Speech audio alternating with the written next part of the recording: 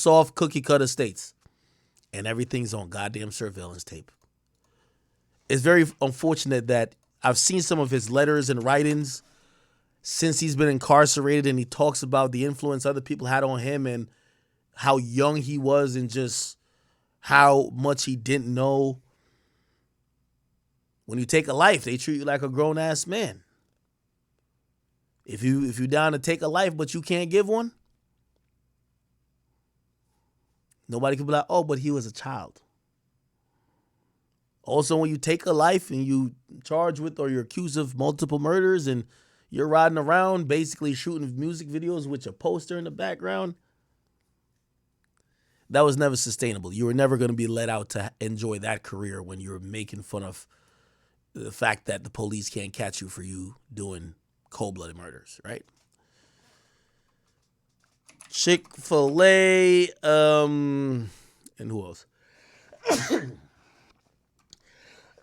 Sorry. Take K. By the way, I still maintain his first mixtape was a classic. I kid you not. I think this was was this the Take K footage? It might have been. Might have been.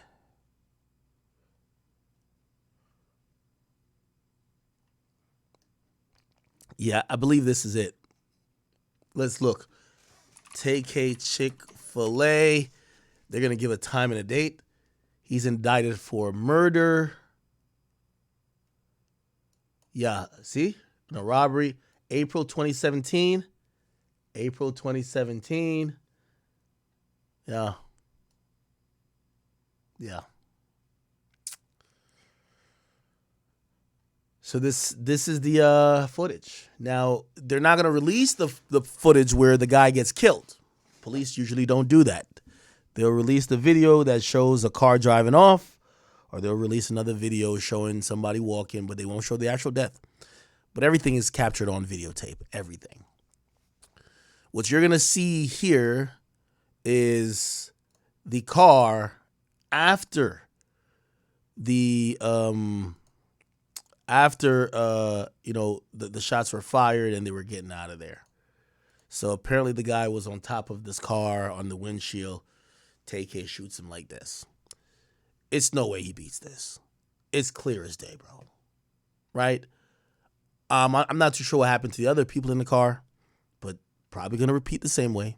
They're probably gonna take pleas and they're probably gonna tell on TK.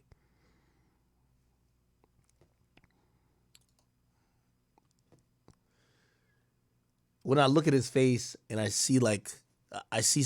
see somebody who has a lot on his mind, and I could see somebody who wished things played out very differently, and I could see someone who even sitting in court, even when he first got to jail, he was trying to like be a part of that ignorant shit still, probably thinking, oh no, I'm about to get out soon. Like everybody gets locked up and get out, right?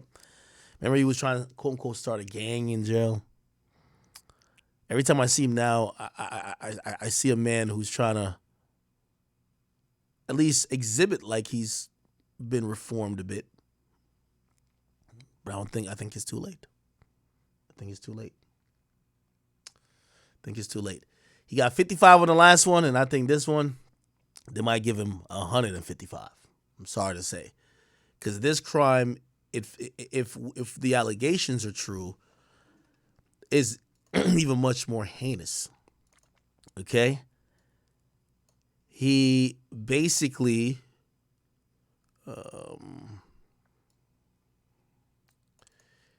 they were in the car with Salvador, that's the guy who died, and two other people. He was robbed of his expensive camera equipment and forced out of the vehicle. Salvador jumped on the hood to stop the trio from getting away before the vehicle pulled into a Chick-fil-A parking lot on the north side. McIntyre is accused of pulling the gun and shooting him to death. They fled the scene, and this is what's going to get him 100 years. They left that nigga on the street to die. Yeah, they're going to look at it no matter what and say, y'all dealt with that nigga in cold blood, we got to deal with you cold-bloodedly too. I don't know, man. Every time I look at TK's face, man, I see I've always told you, I kind of, I'm not saying anyone is a cause for him to do that dumb shit, but I always thought that drill music influenced him, that he didn't realize the severity of some of the actions he was doing. But that also sounds like cope, and sounds like I'm like almost copping a plea for him, because I don't care what music you listen to. I don't care what video games you play. Bro, if you are, and you don't have to be 18, Nick. If you are even a teenager, if you don't understand that if you take a life, that's a very serious thing, I don't know what to say, bro.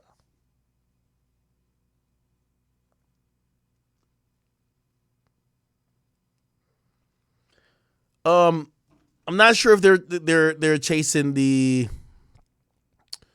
They might be doing. Are they looking for a death penalty? They might be. Texas, they always trying to get a nigga with. Let's see.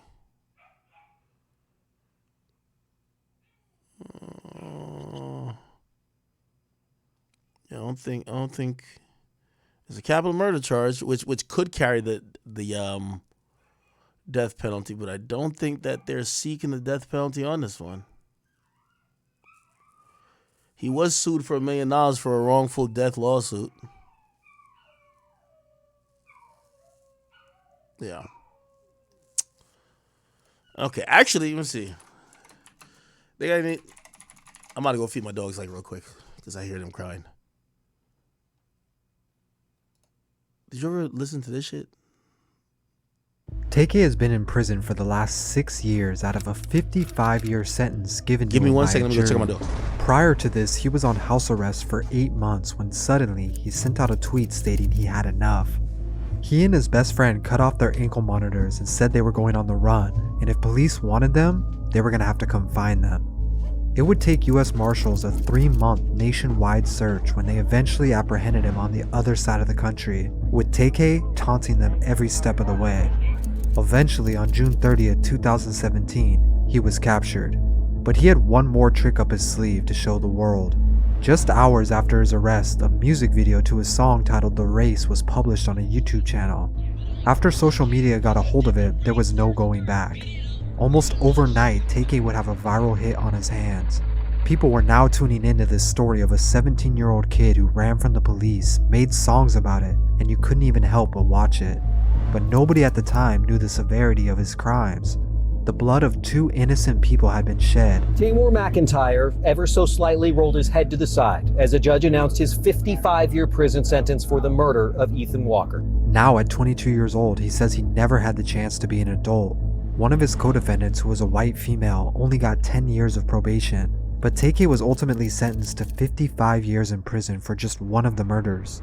This led to him stating if he was white, he wouldn't have received such a harsh punishment. All he wants is a second chance. You got the world going crazy right now? I heard something about it. I was terrorizing, you was kicking rocks, nigga. I was fighting Jules, Nemo, Tamor McIntyre was born June 16, 2000 in Long Beach, California, in Deep Crips territory. Both of his parents were gang members, and even though his dad was always in and out of prison, his mom was still active with the Baby Insane Crips, while raising the 2 kids, him and his sister Kayla. But things really took a turn for the worse when his dad was doing a 7-year run in prison for a deal gone bad in 2002. Without a father figure around, it was hard for him to find guidance. Eventually, their mom was unable to raise them, and they soon found themselves in the foster care system, bouncing around from different families who ultimately didn't want them. Been in foster care since we were really young, damn near all our life. We never stayed with our parents. We kind of stayed in different foster homes, bouncing around. This was him and his sister's childhood as they stayed in the foster care system, and they said they never really experienced Christmas as a kid. Eventually, his mom did escape the gang life, and she relocated the family about 4 hours away to Las Vegas. They ended up only spending about a year there until 2009, and that's because his dad was released after serving his 7 years. Being forced to Texas was the last thing they wanted, but Tamor was enrolled in elementary school and then eventually middle school. Still, he and his sister felt trapped with their dad, who by now had started to abuse them badly for the smallest things. He didn't want to think about it, and he wanted to be anywhere else but home, so he stayed at friends' houses as much as he could. Now the streets welcomed him, and he welcomed the streets. Bitch, I'm 15 and I don't fuck with 12. All you niggas Microsoft, so tell me. I love In 2014, he was a freshman at Martin High School, but most of his time was spent freestyling with his friends. They called themselves the Daytona Boys. They were rowdy and loud and would rap and smoke weed whether they went to school that day or ditched. 3 people made up the Daytona Boys: Eric Johnson or Santana Sage, Jalen Bell or Pimps, and Tamor, who now rapped as TK47. In addition, they had a manager named Ezra who was important to the team and handled everything behind the scenes. To them, Daytona Boys was a brotherhood, and the group knew they had something special, so they figured why not start uploading on SoundCloud. But even with music in his life, he just couldn't stay out of trouble. This old tweet shows a letter of him being expelled from high school after he brought marijuana on grounds. He didn't want to go back to school and he couldn't go back home, so nothing really mattered. TK would often sleep over Pimp's house at night, and after being kicked out of high school, they only grew closer. He was on his own at 15 years old. Now his full attention was on his music and social media, pushing the Daytona Boys as much as he could, being seen in interviews before anyone even knew who they were. TK47 from Daytona Boys. Pimpies from Daytona Boys, shout out to my nigga Ezra. And with their manager's help, they were even booking shows. After their shows would run into 2 a.m. and in the night, they were in the streets doing what they believed they had to do, robbing, stealing, and toting guns, and anyone who got in their way would learn with death. Fatal shooting involved an exchange of words between 2 carloads of people who just left a party New Year's morning 2016. On December 31st, 2015, the Daytona Boys were at a New Year's show in Arlington and finished around 2 a.m. Santana Sage was the only one with a car and he always drove everyone around, with TK and Pimps in the front and back. They left and pulled up to a stoplight when another vehicle pulled alongside them.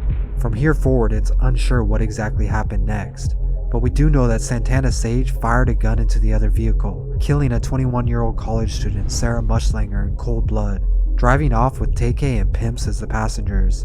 He was later arrested after police used his Twitter account to match the vehicle. It was a series of Twitter posts that they say led them to Johnson all the way from this New Year's Eve party that they say he attended. His defense was that the Daytona Boys were being called racial slurs by the other car, and that provoked Santana, but he only meant to scare them with the gunshots. But it didn't matter. An innocent girl was dead and her parents were left to wonder why. We'll be okay.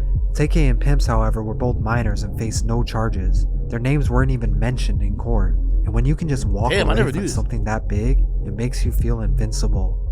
After a 6-month trial, a jury only took 3 hours to find Santana Sage guilty and gave him 44 years.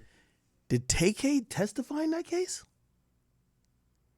If he didn't face no charges, I wonder if they forced him to testify. That's interesting. In prison. We, the jury, find the defendant, Eric Jamal Johnson, guilty of the offense of murder. TK was still... Yo, that's so crazy. I could see this nigga's heart beating right when he's listening to the verdict.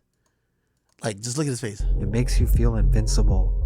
After a 6-month trial, a jury only took 3 hours to find Santana Sage guilty and gave him 44 years. You could see his heart beating in prison. We, the jury, find the defendant, Eric Jamal Johnson, guilty of the offense of murder. TK was still only 15 years old at that time. He had no money, nowhere to live, and was not legally allowed to work. He needed a way to survive, and he had to do something.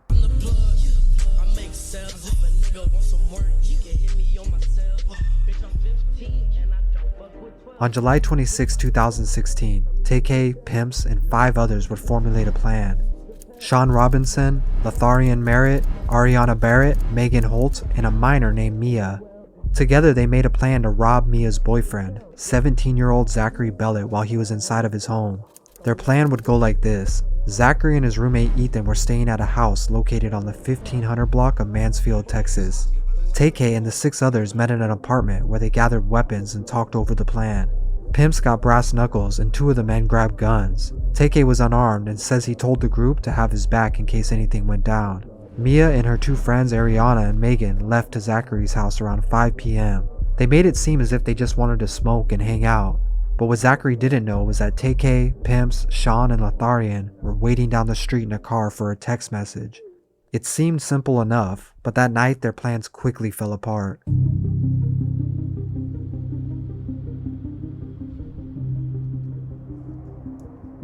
When the 3 girls arrived, they were surprised to see there was a lot more people in the home than they expected, and this pushed their plans back by hours. But they couldn't wait forever. 10 p.m. was approaching. TK and the others became impatient as well, feeling like it was now or never. The girls decided to go ahead with their plan and made their way to the door to unlock it when no one was looking. 4 men burst into the home, 2 of them armed with guns. Sean held Zachary at gunpoint and Lotharian held Ethan Walker at gunpoint, with TK and Pimp still looking for anything of value, but they came short of what they were promised. The next few minutes happened fast, but when they hesitated, Lotharian panicked and without even remember doing it, he shot Ethan Walker in the stomach, killing him. Sean would panic at the same time after hearing the first shot go off, and he would shoot Zachary, striking him in his shoulder, but only injuring him. They knew they messed up and it was only a matter of time of when they got caught. In this now famous video that shows TK crying during his interrogation, prosecutors and investigators were trying to figure out what exactly happened that night. He finally broke down and admitted to robbing, but he says he never shot or knew that anyone would be killed. New at 6, video of teen rapper TK as police question him about his role in a deadly home invasion in Mansfield. He had just turned 16 years old and was being held in juvenile detention for 2 weeks until an adult could pick him up. His sister Kayla had just bought her apartment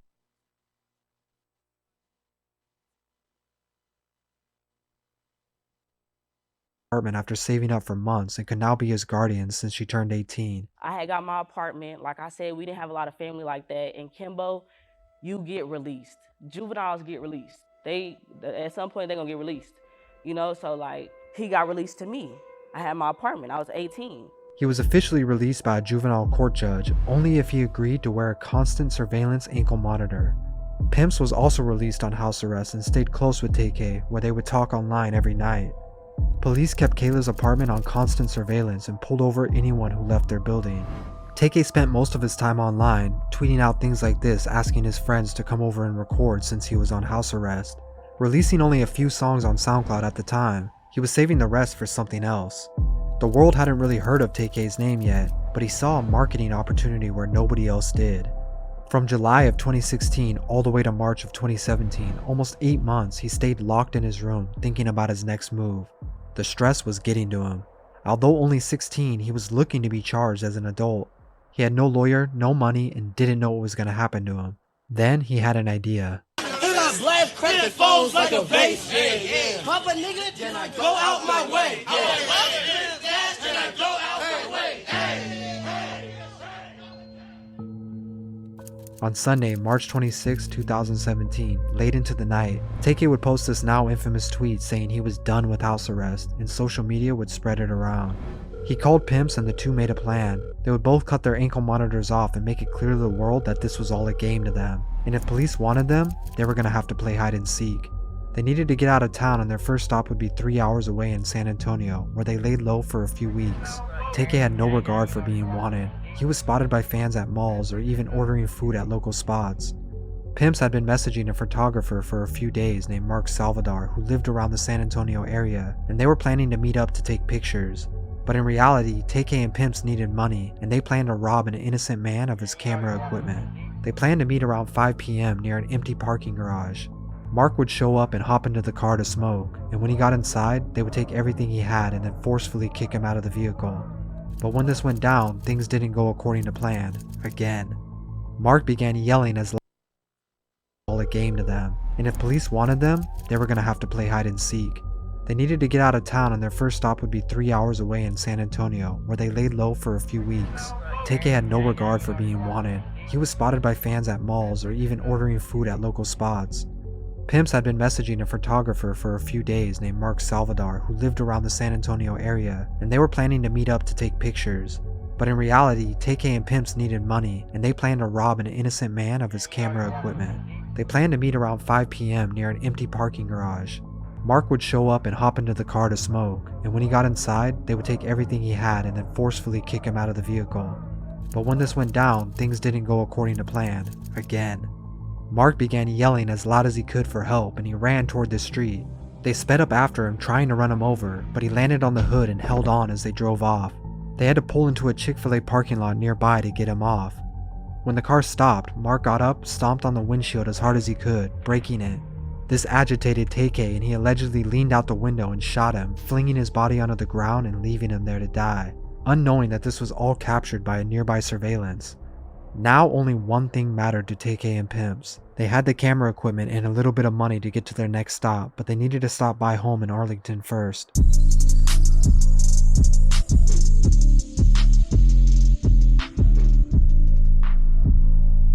By now,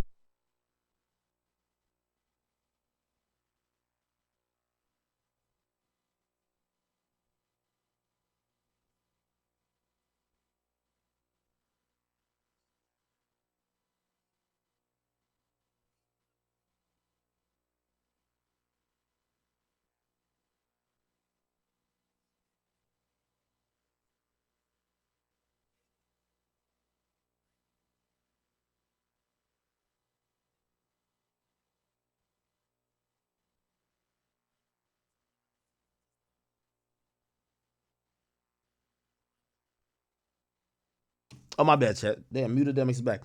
What I'm saying is that, you know what the interesting thing about TK is? Like, I think you can make a real case that, you know, in hindsight, we liked his music. But it's pretty... The reason why he popped off is because he was a killer. Not saying the music wasn't good, but he killed to even be able to do the music. Like, he killed to do it. He killed for camera equipment. He killed to rob a nigga of camera equipment. He killed to get some money to be able to continue to do what he was doing. And the byproduct of that was a music career that really, it wasn't just the music that brought eyes on him. It was the story about him being on the run from said murders that made him pop. So essentially, this nigga didn't pop for music. This nigga popped for murders. That's it. He just popped for murders. Like, without the murders, we never hear of TK. Let's be clear. Without the murders, like, I'm not saying he's not talented. I'm not saying he wasn't. But without, if he ain't killed nobody, TK would never be popping.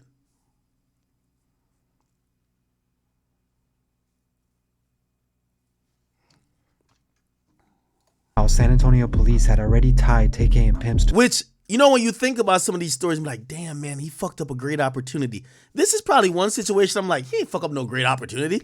He wouldn't have been here if it wasn't for the murders. If he ain't killed nobody, he wouldn't be here. So how, like, what opportunity or like, it just doesn't make sense. Not with the murder of Mark from last month at Chick-fil-A. Realizing they needed to leave immediately, they planned to go on a 23-hour car ride to New Jersey, where they knew a few people and a place to stay. Any money they had left would be used just to get there, and they needed every dollar. He even had someone willing to do a music video for free if he went to Jersey. By now, it was early June. Police were receiving tips on his whereabouts, posting wanted posters in areas they believed the two to be. Of course, TK only saw this as another marketing opportunity and decided to make a song about his race from the police. He saw it as a marketing opportunity. When he saw it as a marketing opportunity, you know what he did? Create a song called "My Voice." I'm the TK, and he's running around. He's showing they got my face on this, whatever. Poked fun at the whole process of people actually looking for him. It was perfect timing, and to make it better, he wanted to release the song on his birthday. Those following his SoundCloud and Twitter were the first to hear the song, but there was no video just yet. TK, along with the help of a cameraman, would film the music video to the race the following day, and he didn't charge him a penny for it. It would only take about a day to edit the video, but it was ready whenever TK was. The two spent their last weeks of freedom hiding and eluding the law in New Jersey. Marshals could tell they were getting close to capturing him, and at this point, it was simply a matter of when.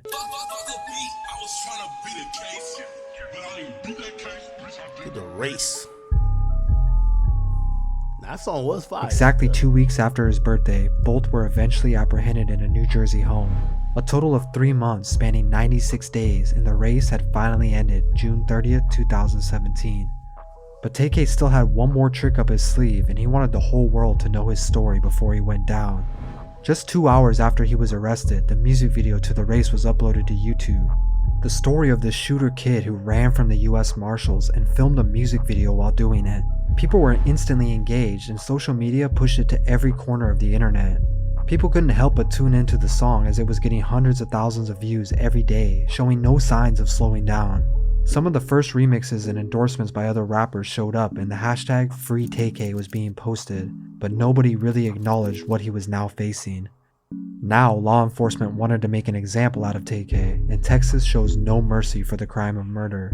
A month after being arrested, a judge ruled to sentence him as an adult at 17 years old. But in the outside world, the race had gotten almost 20 million views by now, and some record labels were taking notice. He would still sign a deal amid 2 murder charges. Using all of his past songs, they released a project titled Santana World, with the race headlining the project, and of course, it was very successful.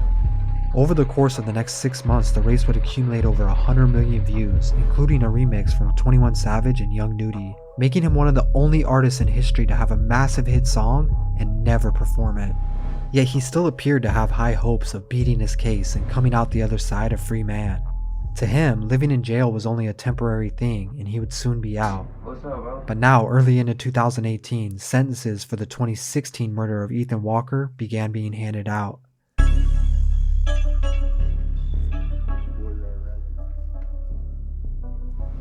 The first to go down was Megan Holt, who was sentenced to 20 years in February. The courts recognized her as the mastermind behind the whole thing, while Mia, Zach's girlfriend, had been cooperating and working closely with the police, and in exchange was only given a 10-year probation sentence. The dominoes around TK were starting to fall. He had already been denied bond, and now the state district judge was upset with the internet's support for him. Here's what he said. "It's my understanding that people throughout this country have free TK signs up, and this court has a problem with that." Just after his bail was denied, Letharian Merritt was also sentenced to 40 years after being named the person who shot Ethan Walker and the gunman. Later in June, the media reported that TK was being sued by Mark Salvador's parents for $1 million in damages for the Chick-fil-A killing. This is after finding out he had become a superstar since his capture almost a year before. The following month in July, the parents of Ethan Walker and Zachary Belote would follow suit, seeking an additional $1 million from the profits made off of the race. While this is happening, Adam22 was able to get an exclusive 10-minute phone interview from jail where TK would tell the world he was going to be out soon. That's crazy to think about, that you probably would have already seen the world right now if you weren't locked up. Like there's crazy amount of opportunities that be available to you right now. Yeah, I mean, next year gonna be there. I'm gonna be out soon, hopefully. But during this interview, he also made a huge mistake by admitting he had an iPad in his jail cell. I got a tablet. Like, I got an iPad. I'll be listening to music in it. Just days later, he would have a shakedown where the iPad was found, with Adam later even stating he felt guilty for it happening. The management did not ask me to remove the part where he talked about having an iPad. And so then he gets in solitary, all kinds of whatever additional charges because he had an iPad and he's just in jail using the iPad. By August, TK transferred from the Tarrant County Jail in Texas to a maximum security Long Evans Correction Center, being put into a solitary confinement cell for 23 hours a day. But he never lost his positive optimism, and he posted a picture of himself on Twitter. The caption read, "Live from the gates of hell." Sipping the purple like spiral. She said she ain't heard from TK in a while. The image on my tears, the crocodile. The murder charges for Ethan Walker were coming to a close, and another sentence was handed to Ariana 2 more minutes of Barrett this. for 2 more aggravated minutes of this, and then robbery. we done. In exchange for her testifying against the remaining 3 men, she was only given 25 years. Damn! A week after that, Sean Robinson was given 40 years for the murder. Pimps and TK were still left waiting for their sentence, both indicted for a second murder charge of Mark Salvador. Pimps was even offered a deal to testify against TK, but he never turned his back. To him, it was still a brotherhood there, and loyalty was forever. But in November of 2018, Pimps would pay the ultimate price for his crimes, pleading guilty to 2 counts of aggravated robbery of Ethan Walker and Mark Salvador, being given 30 years. Just like that, TK's best friend was gone. Now he was the final man standing, and the world wanted to know what was going to happen to him, but no one as much as he wanted to know. The jury deliberated for a little longer than 3 hours today here before deciding on that 55-year sentence. That song... In July of 2019, his trial finally began. 3 years of evidence and testimonies being gathered, and prosecutors had a strong case. He pleaded guilty for aggravated robbery, but not the murder. His defense argued that he was a minor who played the least significant role, but it was apparent the jury had already heard enough. The lyrics for the race were legally being used against him, and they even stated that he thrived off the violence and showed no remorse for his actions. His trial only lasted 1 week, and by that Friday, the jury unanimously decided that he was guilty. Tamor says he was only 16 and misguided at the time when this all happened, claiming he was never given a chance to be an adult. His misguided childhood is sad but should never be used as an excuse for taking the lives of others. Turning 22 years old from behind a cell, TK has definitely matured and is more open to talking about his treatment in prison. And he argues the question, is he rightfully owed a second chance to make things right?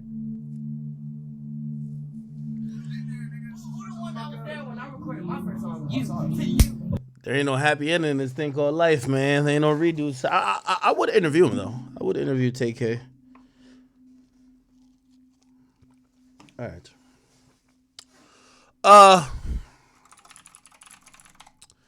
I seen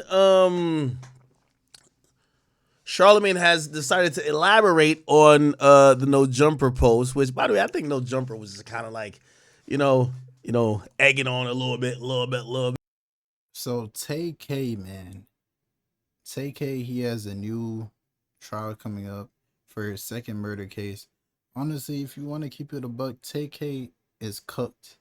He's not getting out. He's already serving 55 years here. He already lost that trial. And the other trial he has, it was video surveillance of him doing it.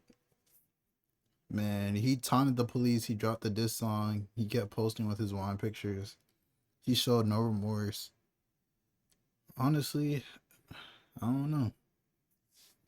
TK's life is done though. The next time we see TK, he might be out when he's like 60 something, 70 some years old. You feel me?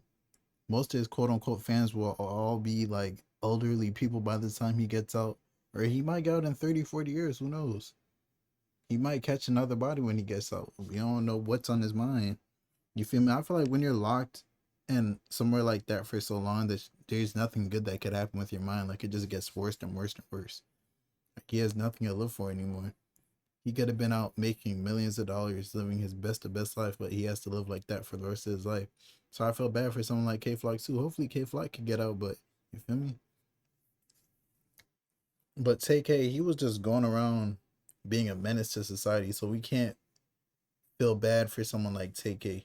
He was just going around catching bodies, hurting innocent people, elderly people. Like he didn't care. He was just doing it. So, but he was a kid. But man, it is what it is. The white girl on his case got 10 years, but you know Tay, he got however long he got, 55 years, which is crazy. 10 years, you could come out still. He would have came on his 20s. 55 years, he's coming out a senior citizen. It's gonna be tough, man. But hey, you gotta live with the decisions you make in life. You want to go around catching multiple bodies and then posting a music video taunting it and acting like you have no remorse and you don't care and they need it for you. It doesn't work like that, but it is what it is. Make sure you like, comment, subscribe. It's your boy Big Egg News, and I'm out.